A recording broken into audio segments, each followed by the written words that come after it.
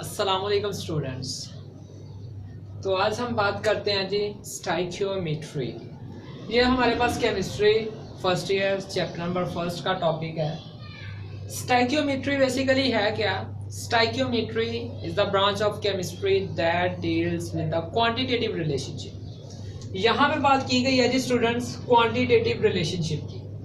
अब quantitative relationship का मतलब क्या है? क्वांटिटेटिव रिलेशनशिप,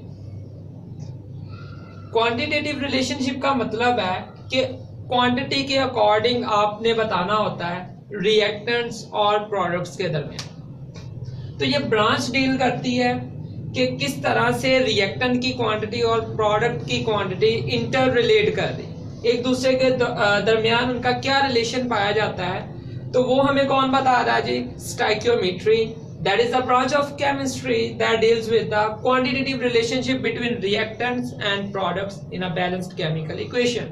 तो यहाँ पे इक्वेशन का बैलेंस होना बहुत जरूरी है। जब कभी हम बात करेंगे कि रिएक्टेंट्स और प्रोडक्ट्स की कंसंट्रेशन का आपस में क्या रिलेशन है, तो वहां पे दोनों का बैलेंस होना बहुत जरूरी है। अगर इक्वेशन बैलेंस नहीं है तो हम उनके रिलेशन के मुताल्लिक इंफॉर्मेशन वहां से हासिल नहीं कर सकते, उनका क्वांटिटेटिव रिलेशनशिप हम नहीं बता सकते अगर हमारे पास इक्वेशन बैलेंस ना हो। तो यहाँ पे कुछ एज्यूम करते हैं, अजम्पशंस कुछ हम बना लेते हैं जब हम स्टाइकियोमेट्री की बात करते हैं। तो वो अजम्पशंस क्या है कि हमारे जो रिएक्टेंट्स हैं वो टोटली कन्वर्ट हो गए हैं प्रोडक्ट्स के अंदर। All the reactants that are participating in that chemical reactions are totally converted into products। reactants जो है वो totally products के अंदर convert हो चुके हैं। and then second is no side reaction occurs। मतलब आपके पास कोई भी रिएक्शन है कि A और B ये मिलके बना रहे हैं C and D।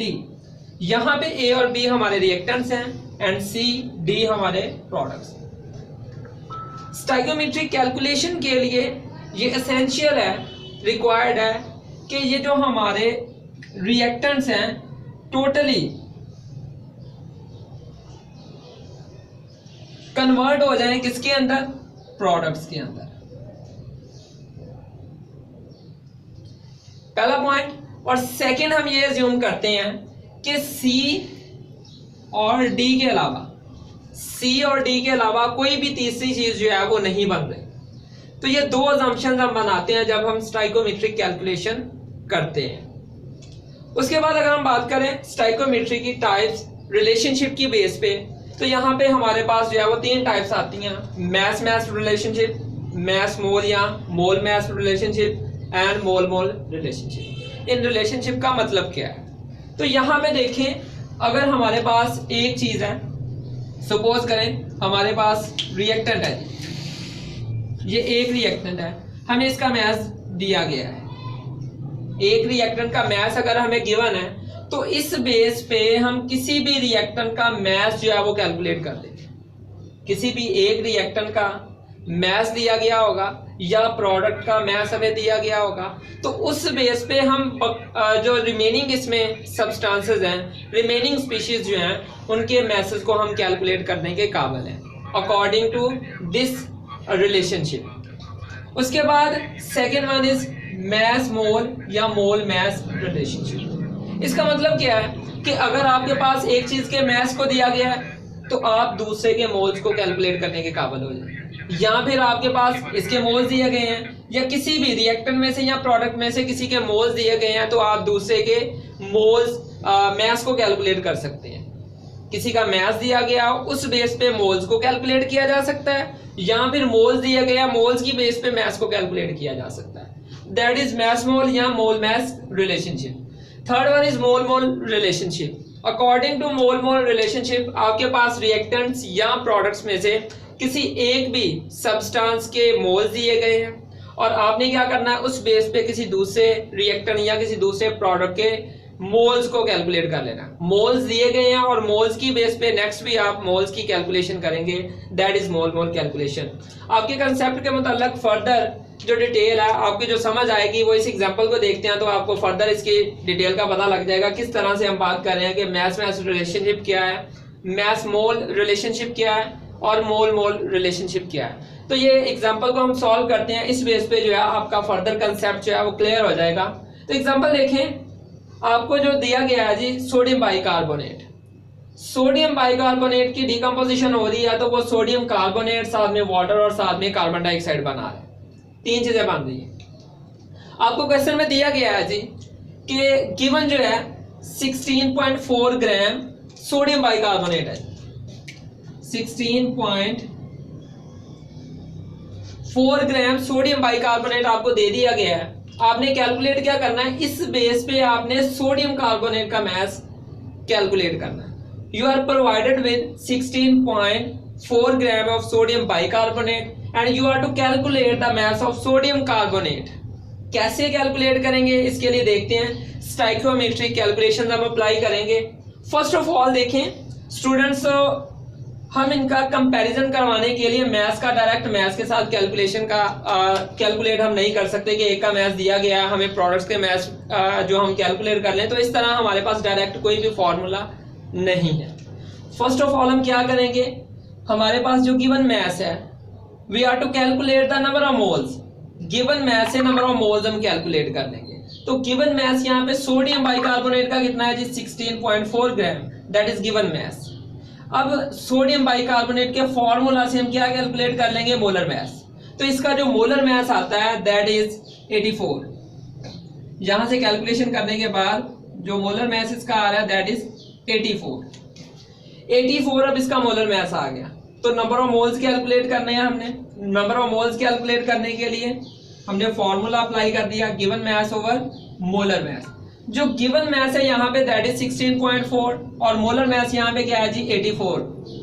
जब इनको डिवाइड करेंगे तो 0.195 मोल्स आ जाएंगे जी हमारे पास, किसके जी, सोडियम बाइकार्बोनेट के।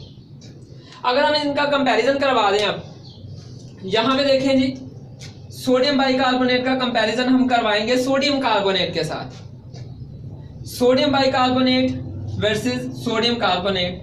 तो यहाँ पे सोडियम कार्बोनेट देखें, हमारे पास बैलेंस केमिकल इक्वेशन की बात जो हमने शुरू में की थी कि बैलेंस केमिकल इक्वेशन होगी तो ही हम रिलेशनशिप के मुताल्लिक इंफॉर्मेशन दे सकते हैं, अदरवाइज हम रिलेशनशिप के मुताल्लिक इंफॉर्मेशन प्रोवाइड नहीं कर सकते।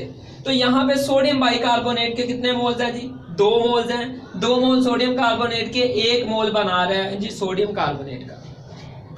अब अगर यहाँ पे हम क्या करेंगे, इसका 1 मोल होगा तो जाहिर सी बात है इसका आधा मोल बन जाएगा, इसके 2 हैं तो इसका 1 बन रहा है, इसका 1 रह जाएगा तो इसके 1/2 रह जाएंगे, हाफ रह जाएगा। अगर इसके 0.195 है जो कि हमने कैलकुलेट किया गिवन मैथ से, तो वो कितने आ जाएंगे, हाफ इंटू 0.195। और ये जो है कैलकुलेशन वो किसके इक्वल आ रही है जी, ये इक्वल आ जाती है 0.0975। इतने मोल्स जो है सोडियम कार्बोनेट के बनेंगे जब हमारे पास 0.195 मोल्स जो हैं वो सोडियम बाइकार्बोनेट के दिए गए होंगे। अब नंबर ऑफ मोल्स हमने कैलकुलेट कर ली, नंबर ऑफ मोल्स से हम क्या निकाल सकते हैं जी, गिवन मास कैलकुलेट कर सकते हैं। अब यहाँ पे दोबारा से हम नंबर ऑफ मोल्स का फॉर्मूला अप्लाई करेंगे, n is equal to given mass over molar mass. तो यहाँ पे जो गिवन मास है हमारे पास दैट इज गिवन मास जो है वो हमने कैलकुलेट करना है, तो गिवन मास इधर आ जाएगा, मोलर मास जो है वो इससे आगे मल्टीप्लाई हो जाएगा। तो नंबर ऑफ मोल जो हमने अभी कैलकुलेट किए दैट इज 0.0975 इनटू मल्टीप्लाई करेंगे किसके साथ जी, यहां से हमने सोडियम कार्बोनेट का मोलर मास कैलकुलेट कर लिया हुआ है, दैट इज इक्वल टू 106 ग्राम पर मोल। ग्राम पर मोल इतना निकला है, तो हम क्या करेंगे जी, यहाँ पे मोलर मास के साथ नंबर ऑफ मोल्स को मल्टीप्लाई कर देंगे। After multiplying both these values we get the answer that is 10.335 gram. तो इससे हमें ये पता लग रहा है कि अगर हमें स्टार्टिंग में 16.4 ग्राम सोडियम बाइकार्बोनेट दे दिया जाए तो हमारे पास सोडियम कार्बोनेट की जो क्वांटिटी है that will B 10.335 gram.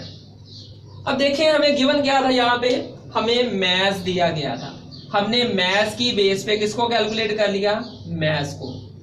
Possible है यहाँ पे आपको मैस ना दिया जाए, मैस की बजाय यहाँ पे नंबर ऑफ मोल्स दे दिए जाए और आपको बोला जाए कि नंबर ऑफ मोल्स कैलकुलेट करें, तो अगर इस तरह की सिचुएशन आ जाएगी तो आप इसको क्या बोलेंगे जी, मोल मोल रिलेशनशिप बोलेंगे कि एक के मोल्स आपको गिवन है, आपने उस बेस पे किसी दूसरे के मोल्स को कैलकुलेट करनी। या फिर पॉसिबिलिटी ये है कि यहाँ पे मैथ गिवन है, आपसे पूछा जाता है जी इतने मैथ से कितने मोल्स बन सकते हैं, तो जब आप मैथ की बेस पे यहाँ पे नंबर ऑफ मोल्स कैलकुलेट करेंगे that will be known as mass mole relationship. या इसके ऑपोजिट अगर हम बात करें कि आपको यहाँ पे क्या दे दिया जाता है जी, नंबर ऑफ मोल्स दे दिए जाते हैं, तो नंबर ऑफ मोल्स की बेस पे आपको कहा जाता है जी मैथ को कैलकुलेट करें, that will B mole math relationship. तो इस तरह से students with the help of balanced chemical equation we are able to calculate the relationship between reactants and products, and this is due to the stoichiometric calculation. This is all about the lectures of stoichiometry. उम्मीद है आप लोगों को समझ आ गई होगी। मज़ीद updates के लिए हमारा चैनल सब्सक्राइब कीजिएगा। आज के लिए इतना ही, अल्लाह हाफिज़।